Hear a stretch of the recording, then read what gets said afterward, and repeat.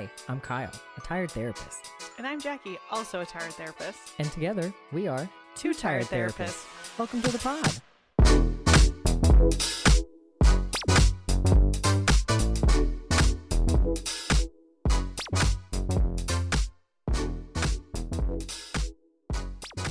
Boo. I was going to go, boo. Oh. Everyone's like, what? What is happening? Happy Halloweeny. Happy Halloweeny, everyone. Ooh. You're here for a spooky episode of Two Tired Therapists. Yes. We hope you're being safe in your trick-or-treating. Sure. Or maybe not. Or do whatever you want, I yeah, guess. do whatever you want. We don't really care. Get free candy. Yeah, absolutely. Love it. So it's spooky season, so we got to have a spooky theme for what's I tired. know. Do you have something, or would you like me to start us out? Well, I know we did a Halloween episode last year. I'm almost we positive, did. And I think I'm about to use the same thing as I talked about last year. I'll tell you. I did prepare. I was gonna say I'm just tired of candy corn. Shut up. I cannot. That's what mine was gonna be. A joint. I'm tired. That was I not. cannot. Yours was basic white girls. Sure, that was too. What yours was. No, we didn't discuss candy corn. That was gonna be mine. It's candy corn. Yep. I think it is just. Yep. I feel like it's just. It's time to retire. Yeah. Why do we make it still? It is not a staple of anything. Anybody who says it's part of their life or it's like a tradition, you're a fucking liar. You're lying. In no form, and it's regular form. It's pumpkin form. Like we hate it. We hate it. We don't do it. It's ugly. I've never seen someone eat it. It just sits. I've never seen someone eat it and enjoy it. Like I've seen people be like, I've never had this before. The first time I ever tried it, I was like, this is disgusting. Yeah. I cannot. And thank you. And if you are someone who likes it, please write in, and we will at the next episode put your name on blast. Yeah. Why? 100%. You're eating just pure sugar. And it hurts. In like a wax form. Yeah. So you're eating wax and sugar. That seems like a good choice you're making. Good choice. Wow. Yeah. Wow. Do you feel cool now? Yeah. Yeah. No, that's literally what I was going to say as my tired is candy corn. Don't get it. Never got it. Never seen anybody get it. No. I don't know why they sell it. I don't know who buys it. I don't know who eats it. Yeah, no. My other thing was just going to be people who wear slutty costumes for... That was mine last year. Yeah, hot girl or hot person. Yeah, hot person wearing... Because we talked about me being a hot cop once. Sure. Mm-hmm. Yeah, no. Yeah. That's no. Candy corn. It's a no. It's a no for us. It's a no for us. Thank you. And that's it. And that's the episode, everybody. Thank you so much for listening. It's been a great Halloween episode. We're going to call it. We're going to call it. We're going to call it there. Thanks, everybody. No, actually, we have a very important topic, which I was telling you. I was telling you off the air that I was very excited for this topic. And then in preparation, I listened to our episode last year just so that we weren't, repeating content. Sure. Which we are. That was smart of you. I did absolutely not do that. Yeah. But then there was something you said about this topic that I'm going to be discussing, and I was like, God damn it. Oh, no. Because I am going to give you psychological profiles of the Sanderson sisters from Hocus Pocus. Sure. I have seen that movie. 15 years ago. Yeah. That was the quote from the episode that I was like, God damn it. You were like, I've seen it once 15 years ago. Yeah, I saw it in high school, I think. Yeah, it was a hot minute ago. But I thought this would be fun because great movie, though. I'm big into Hocus Pocus. Love Hocus Pocus. I know. Didn't they just do a remake of it? They did. They did a remake. We'll talk about it very briefly. But yeah, just kind of like what's up with them? What's their psychology? Because they are very interesting, and there aren't a lot of like fan theories out there. Really? I'm surprised. That it's like I a could big find Halloween I know. movie. But I think it's because the movies are very vague, and I think especially with the second one that came out last year. Yeah, it was like 2022. It kind of contradicted some things that were in the first. So, but it's fine. I made do, and I made some shit up. Yes, so it was 2022. Is this 2023? Yeah, it was last year. Yeah, it was last year. So, for those of you who, and I'm not going to go into the movie so much, so I'm just going to give some basics about the movie so everybody, including Jackie, who's not seen them, is understanding I'm quickly what's happening. Googling and pulling up the Wikipedia. Yeah. It's fine. So we have the three sisters, right? So we have Winifred, Mary, and Sarah. Mm-hmm. So Winifred is the leader and is the most powerful. Which actress? Bette Midler. So she's played by Bette Midler. That's right. She is cunning, evil, and cruel. And her big thing is she wants to be young and beautiful. Sure. And this is possibly because, and we'll talk about this a little later, she was spurned by a boy that she had kissed in her youth, Billy Butcherson, sure. as a child. So sure. we'll talk about that. We'll talk about that little sitch in a minute. So the second oldest, I believe, that the ages aren't all on there, but the second oldest, Mary, who is played by Kathy and Jimmy. Yes, love her. She is more kind-hearted, at least to her sisters, though she is very dim-witted. She's not very smart. She is often seen as calming Winifred and appeasing her. She is not as adept at magic, though she does have an enhanced smell that allows her to sniff out children. That's her ability. She can smell children. Oof. That's not very well, it's a little we can't talk about that. If your goal hold on. It depends on what you're sniffing them out for. Yeah. You know. Now, suck their souls out? Yeah. Yeah, that's fine. That's fine. Sarah, who believed to be the youngest sister, played by Sarah Jessica Parker. Say J. Pay, as we've called her in the past. Yeah. Her focus is on beauty and manipulation, especially of men. Sure. She is extremely ditzy and often seen flitting about, offering little to no help. Her special ability is that she can use her siren-like voice to lure children to their demise. Sure. So she sings and they will. Yes. Come. So that's the basic. We'll get into a little bit more about the sisters themselves. But here's a background on the two movies. So the first Hocus Pocus, which came out in 1993, which we both were born, but I won't say how old we were because it's irrelevant. No. It's irrelevant information. So you had the three sisters, Winifred, Mary, and Sarah, that were tried and hanged as witches in 1693 in Salem, Massachusetts. Ooh. Have you ever been to Salem? No, but I would love to go. Seen the little graveyards. It's something. It's definitely graveyard from the 1600s. Well, but in some of my research, I didn't confirm this, but evidently the Salem witch trials, not really a big deal. Not really a big of a deal as you would think. It only happened for maybe not even a year. Yeah, it wasn't that long. And they really didn't kill that many people, which, don't get me wrong, I mean, killing a couple is still wrong. But they didn't kill anybody. I think when most people think about the Salem witch trials, they're like, oh my gosh, this happened for 25 years and they killed every woman that ever lived. And it really wasn't. It's sad though, because some of the ways they killed them were they put them under a bunch of rocks and just let them they would tie a boulder to them and be like, if you can get out of the water, you're a witch. But if you die, you weren't a witch. Yeah, the graveyard is a little creepy looking, but people bring flowers and they write notes and they're like, "You're my 50th great grandmother, or great grand aunt or whatever." And it's a cool place. Definitely go in spooky season if I'm being honest. It's very touristy, I'm sure. A la Gatlinburg. If anybody's ever been to Gatlinburg, it's almost like that. It is very cool though. Highly recommend. Absolutely, it's a cool place. So that's where they were. They were tried as witches. So this happened after they lured a young girl, Emily Binks, to their cottage so that they could give her a potion that allowed them to suck the life out of her, making them young and beautiful. Sure. As one does. Do it every day. Every day. That's why we look that's this way. That's why I look so young. Emily's brother, Thackeray, attempted to save her, though he was turned into a cat by the sisters. Thackeray Binks. Not Zachary. Sounds like somebody has a speech because impediment. Z didn't exist back in 1693. I'm like, why would you? Okay. It was just TH, right? Thackeray. Before their death, the sisters cast a curse that would allow them to return to take their revenge. So, fast forward to 1993. I won't do that math because it's way too much. 300 years? I think it's about 300 years, yeah. They are revived via the Black Flame Candle. Oh. Which was lit by a virgin named Max Dennison on Halloween night on a full moon. Now, fun fact, Halloween in 1993 did not have a full moon. Oh. So there was a little creative license there. Fake news. The last full moon on Halloween was 2020, which is also... Sounds about right. Also the birth of our Lord and Savior, COVID. Not on Halloween, but several months before that. Several months before. Maybe about a year before. I mean, it could have been on 2021 it was born. We don't know. We don't know for sure. We don't know what's happening. But, here we are.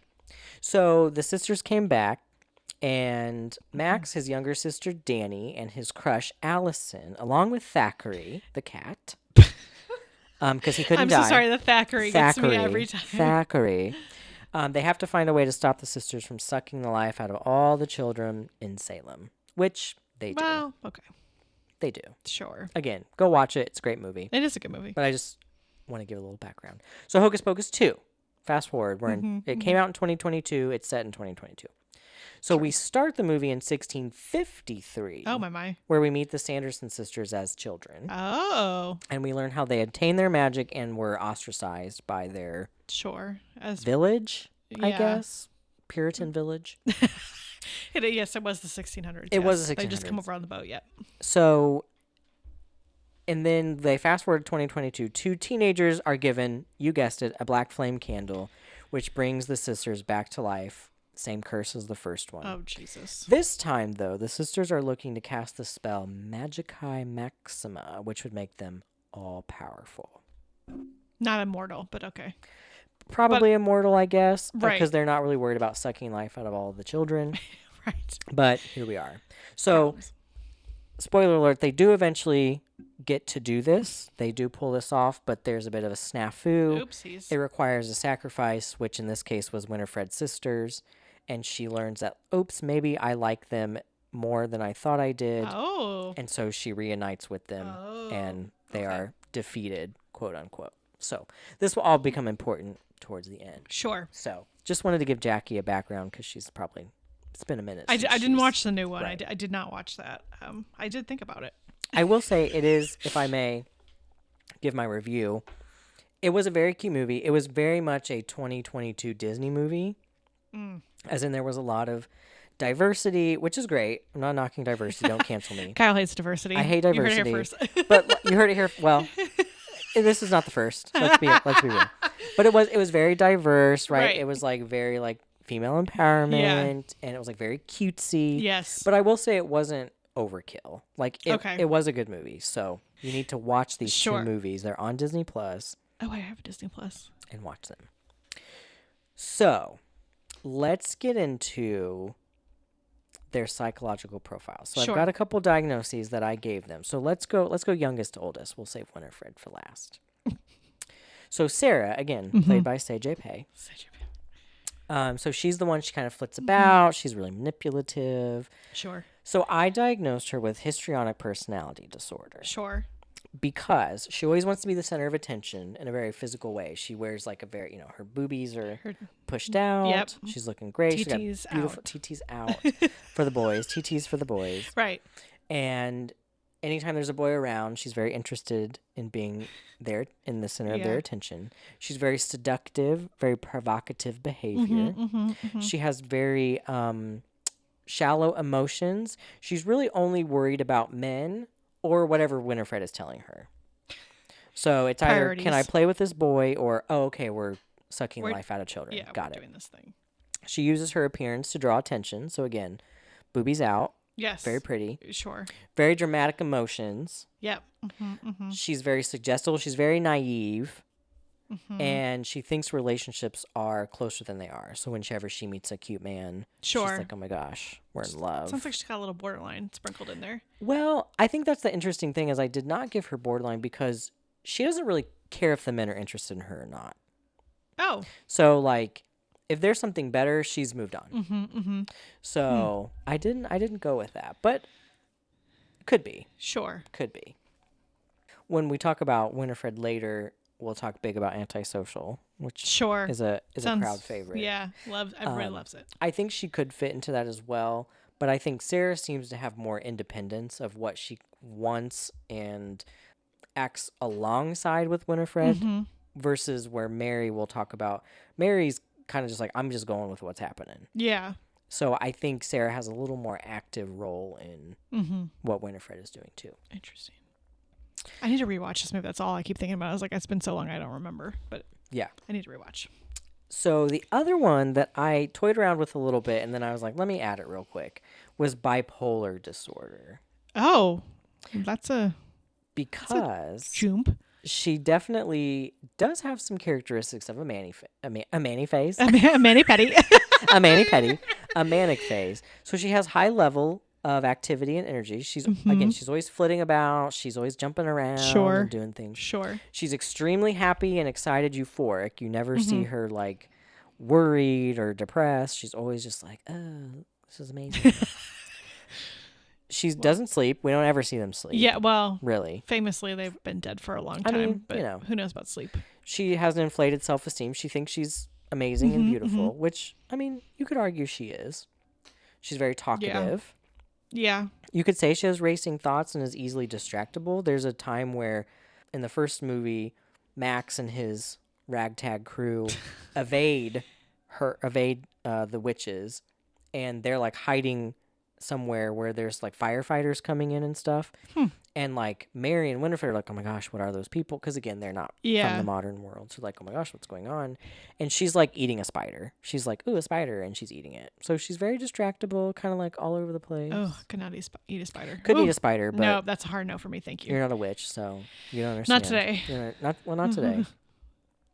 She becomes obsessed or completely absorbed in activity. She has purposeless movements. Again, flits about, does whatever, dancing around. And she's impulsive, reckless, especially with sexual, we assume. Sure. Because she's all about the boys. Yeah. So I don't know. What do you think? Again, I know you've not seen the movie in a minute, but I think histrionic is more of what I'm leaning towards. She sounds like histrionic with like a little borderline sprinkle. A little sprinkle in there. Not like full borderline, but just not like a little. Yeah. Thinks relationships are closer than they are. Yeah. Reads it can be a little borderline trait to me. Well, the T between, we talked about Billy Butcherson. Yes. Is actually that Winifred shared this kiss with him that she thought they were in love. Wow. And they were not. Oh, no. But it's alluded to in the first movie that Sarah then had a little fling with him. Oh. And so it makes you wonder, maybe the bipolar does, where she's like, oh, my sister can't get it. I'm going to get it. Yeah. So let's see. So the next oldest, Mary. So 2 for her. 1 is technically not a psychological diagnosis, technically. But the first one, dependent personality disorder. Sure. So she's always seen, again, as right up with Winifred. Whatever Winifred does, that's what's happening. So she avoids personal responsibility. Again, she tends to just do what Winifred says. So, okay, we're looking for kids. Okay, we're looking for kids. We assume has difficulty being alone. We never see her being alone or acting in her own independence. She has a fear of abandonment and a sense of helpless when relationships end. Again, this is in theory. We don't really know about anything with her love life, but she's always seen with her sisters. Right. An oversensitivity to criticism. She actually, anytime Winifred yells at her or criticizes, she shuts down and starts crying. She lacks self-confidence. Again, she doesn't do anything outside of what Winifred tells her. And she has trouble making everyday decisions. Yeah, that sounds like a textbook case. Yes. Which I think maybe leads into my second one. And this might be, I don't know if this is too strong. Oh. But I also diagnosed her with borderline intellectual functioning. Ooh, hitting her with the biff. With the biff.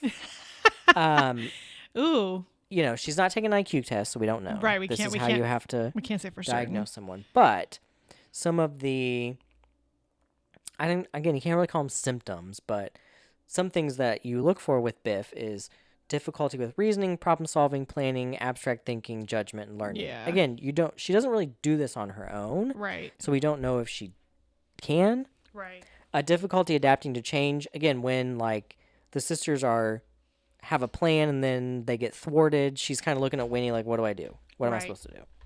Difficulty with independent living and executing daily life activities. Again, it's mostly what Winifred tells her to do. Gullible and poor common sense. Sure. And general disorganization. So, I don't know. Again, maybe she doesn't take an IQ test, but right.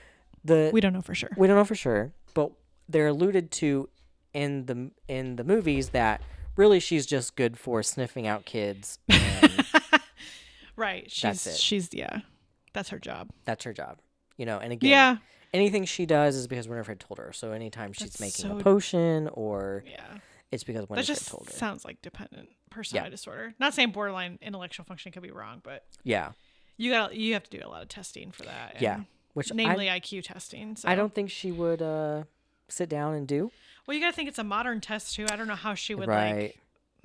Yeah, I mean, could you argue that everyone had borderline intellectual functioning back in the 1650s? I mean, really. I mean, look at the material. They couldn't do math. Look at the material. Look at the material. Yeah, I mean, they just You know, because a lot of those the IQ tests are like math and reasoning. It's like Cuban and stuff. I've seen a few of them. I'm curious. What would mine be? You know, like shit, I don't know. I don't want to take one because I just don't want to know. Like, I'm just going to assume I'm in the average range, and that's where I'm going to live my life. Yeah. I don't know that I would want to know more or less. Yeah, exactly. Okay, let's take a break. Sure. And then we'll get to Miss Winifred. And then I have a one question for you. Ooh. And then we're going to do a this or that Halloween edition. Okay. So we'll be right back.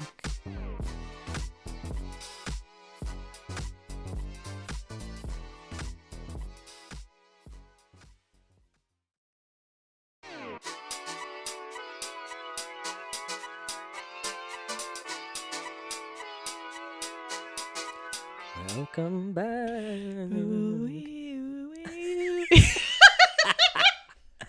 Not spooky at all. Not spooky. Not even a little bit. Not even a little bit. Okay, so let's finish our little profiles on the sisters with Winifred. So I did allude that her big thing is, of course, antisocial personality. Sure. Sounds about right. Second soul of the kids. Well, you know. You gotta do what you gotta do. So she doesn't care about right or wrong. Uh-huh. Doesn't matter. Hallmark. Some would say sucking the life out of children is wrong. Sure. Reckless disregard for others' safety. Sure. I don't know that we here at Two Tired Therapists would make a judgment like that. But here we are. There's no judgment. She tells lies to have advantage over Sure. others. She's not sensitive to others or respectful to others. She will use charm or wit, mostly wit. She's more seen as like witty, to manipulate others, including her sisters. Sure. She does do that to her sisters. She has a sense of superiority. She thinks she's the best.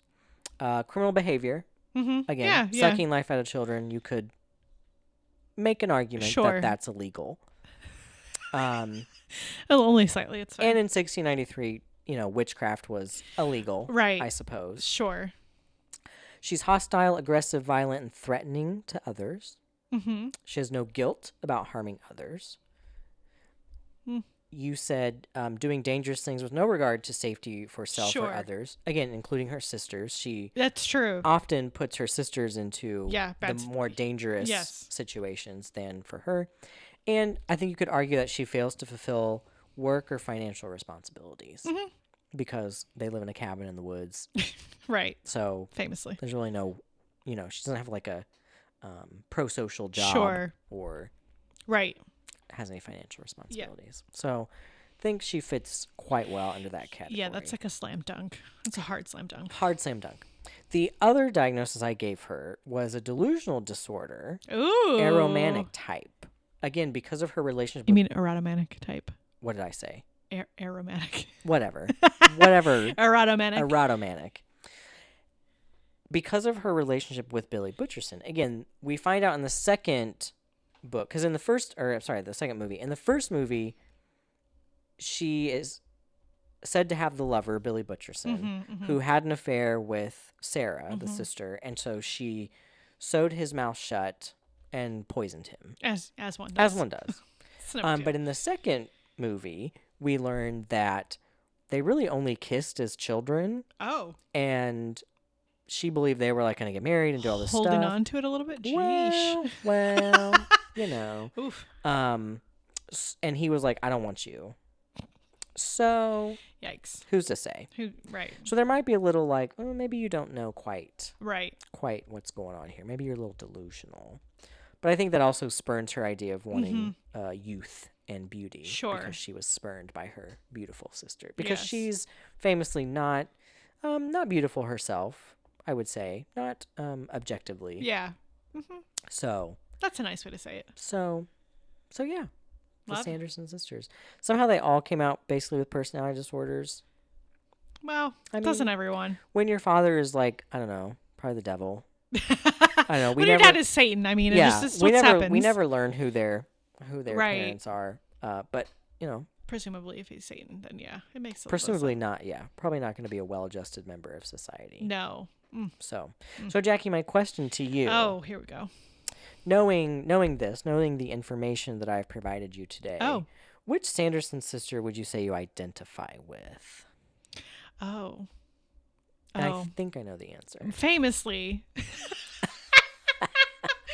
if anybody who talks to me, I've said this to, I think I've said this to you more than once, not even on this podcast, like at the place we used to work together, I'm pretty sure I said But I think on this podcast as well. Famously, I definitely have antisocial personality disorder. Self-diagnosed. Not in the way of like I'll murder people and I'll do these things. Like I don't identify with any of them. But if I had to identify with one of their diagnoses, I would say the antisocial personality disorder. Do you have compensatory antisocial personality disorder? Yes, I do. Yeah. No, I which maybe it made me a good manager at the time. I don't know. I had such a I could not follow the rules, but follow them to the right point. Like there were so many things that I felt like I was like, this is very antisocial. I had a boss when I worked in the prison. She's great. I still see her from time to time. She definitely, it was antisocial as well. And I was like, yeah, that's how I feel most of the time. So that's where I guess Winifred would be my, the one I identify the most with, just because of the diagnosis. But I wouldn't like suck the soul out of children. But then again, if it was going to make me young, you know, you can't knock till you try it. Yeah, I have to agree. I think I would also identify with Winifred at this point in time in my life. I think at one point in time when I was youthful, I would identify as Sarah. Sure. Just because I was a little bit of a hoe in my younger days. But wouldn't we all? And I think I would suck the life out of a child if it was gonna keep me young. If it was gonna keep me young and beautiful, not a child I know. Like I wouldn't do like a friend's kid. You know. No, just like a rando. Yeah, just like a rando. You know. You're walking at Harry Potter Universal, and you're like, guess what? Guess what? Here's this potion, bitch. Drink up. I'm gonna suck your life out. Here's the lobe-blaster. This is a lobe-blaster. It's an American drink. Come on. Welcome to America. Welcome to America. America. Here's your lobe-blaster. Wow. Well, before the lawsuits that turned roll in, that turned evil. On brand. Let's do a this or that. Halloween edition. Okay. So I'll give you two things and you got to tell me which you would choose. Sure. Okay. And some of these are curated specifically for you. Ooh. Oh, God. Not very many. Only like one.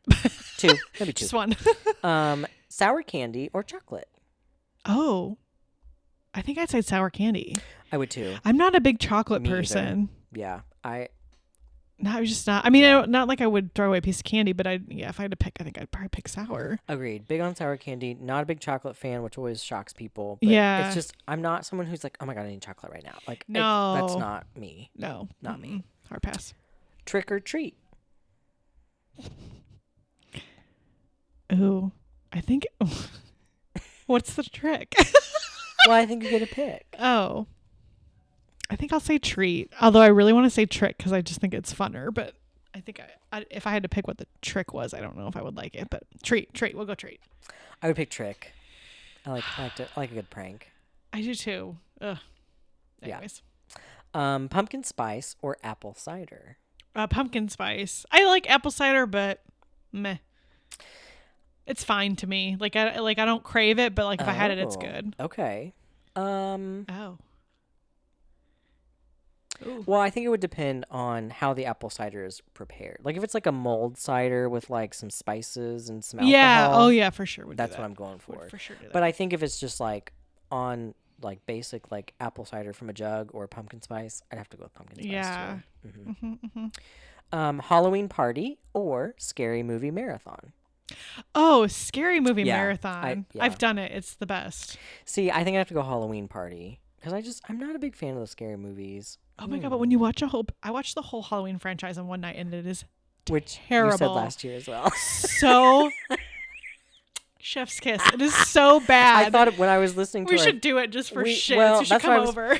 Let's actually plan that because when you said that in the last episode, I was like, damn, I have never seen those all the way through. Oh God, they're so bad. Let's do that. We're gonna plan that. Oh my God, it's so bad. We can talk about Michael Myers.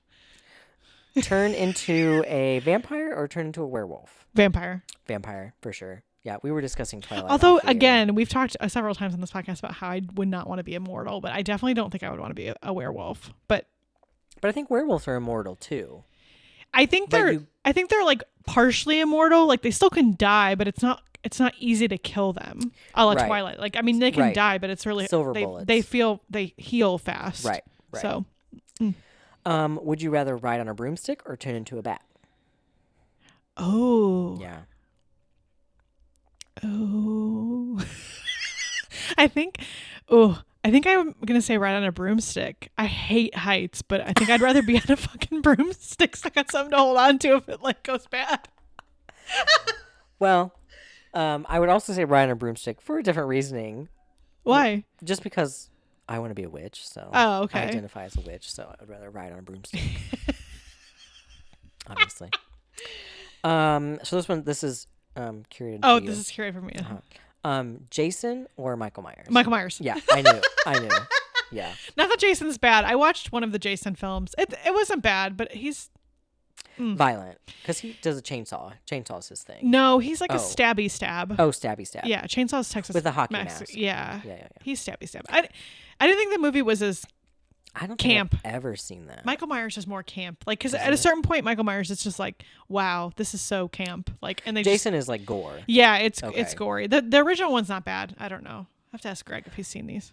Yeah, I can't say either way because I've never seen the movies, but the original Halloween is just like a laugh fest to me. Like, I just laugh. I feel like that's the more popular. So like funny. Halloween, like not the more recent ones, the old 70s versions. Right. I will not watch the more recent ones because everything is just blood and guts now, and I don't think that's as good. Yeah. I don't like gory scary movies. I want like supernatural, like ghosts and possession. Like I like that stuff. Even though it scares me a lot because I'm like, damn, I'm gonna be possessed now. But I don't like the gore. I just don't do the gore. The possession movies I have such a hard time with because I'm not a super religious person, but that shit is crazy. That shit is nuts. Yeah. I don't know. I listen to a different podcast called Morbid for anybody who wants to listen to it. It's kind of, I mean, they do morbid stories, but they do haunting stories. And like when I listen to those, I'm like, I get a little nervous because I'm like, am I some spirit about to come in my car? And like, what does this mean? Yeah. I like grab my crystals. I'm like, oh my God. Because I'm that kind of girl. I just listened to a haunting episode and I was like, this is making me feel weird. Like, should I not be listening to this? Because are the spirit going to come in my car and just make it stop working? We don't know. Jury's out on that. There's no research. I'm going to get my garlic and my crucifix. It like turns upside down. You're like, oh no. Oh no. No. We can't have this. I'm just gonna turn the car off the side of the road. It's just gonna. While it's moving, I'm gonna take care of this right now. I'm gonna kill everyone. Yeah. It's fine. We're all fine. Oh my God. Thanks, and then the last one, which I know the answer to, candy corn or death. Death. I cannot. Absolutely. Yeah, we can't. It's all death. If you put a bowl of candy corn in front of me and say you have to eat it, I will my ass immediately. I will just take the bowl, pretend like I'm about to eat it, and just throw it over my shoulder. And bash my brains out with it. Yeah. Thank you so much. No, thank you. Thank you so much. Well, there you go. Your spooky Halloweeny episode of Two Tired Therapists. We hope you have a wonderful, spooktacular Halloween. And we'll see you in November for... Who knows? Who knows what it'll be. You'll be surprised and you'll like it. And you know what? We'll be surprised too because we haven't planned that far ahead. Nope, so. Never. But wouldn't be us. On top of staying spooky, make sure you're staying tired. And petty.